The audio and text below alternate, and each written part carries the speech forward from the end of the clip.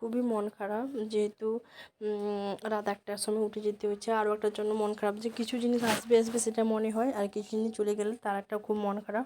তো সেই সেমই কেস হয়েছে।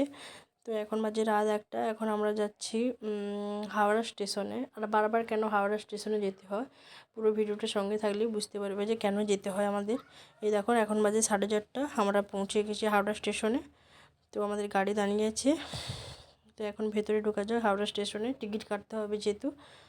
তো এখন ঢুকছি টিকিট কাটার জন্য। আর দেখুন বাইরে কতজন শুয়ে আছে, কেন শুয়ে আছে কী বৃত্তান্ত জানি না।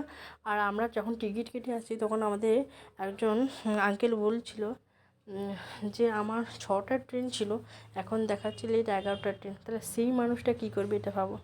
তো এখন আমরা টিকিট কেটে বাইরে চলে এসেছি। আর এটা হচ্ছে অ্যাংলো মানে বাইরের দেশে যাদেরই বলে, বিদেশি যারা ইংলিশে কথা বলে তাদের গাড়ি এটা। তো দেখতে তো দারুণ, কিন্তু এদের যে বয়স হয়েছে মানে বোঝা যাচ্ছে না যে বয়স হয়েছে বলে।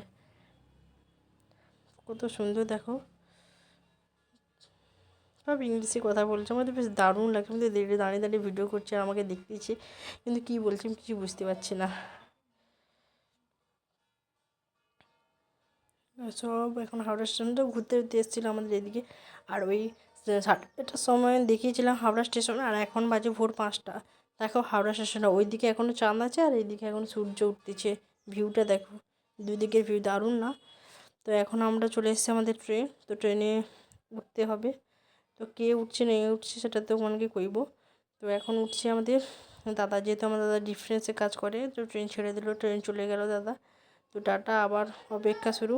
তো এখন আমরা কফি খাচ্ছি, একটু স্ন্যাক্স নেব। তো স্ন্যাক্স খাওয়ার জন্য গাড়িতে বসে বসে খাবো গঙ্গার হাওয়া খেতে খেতে।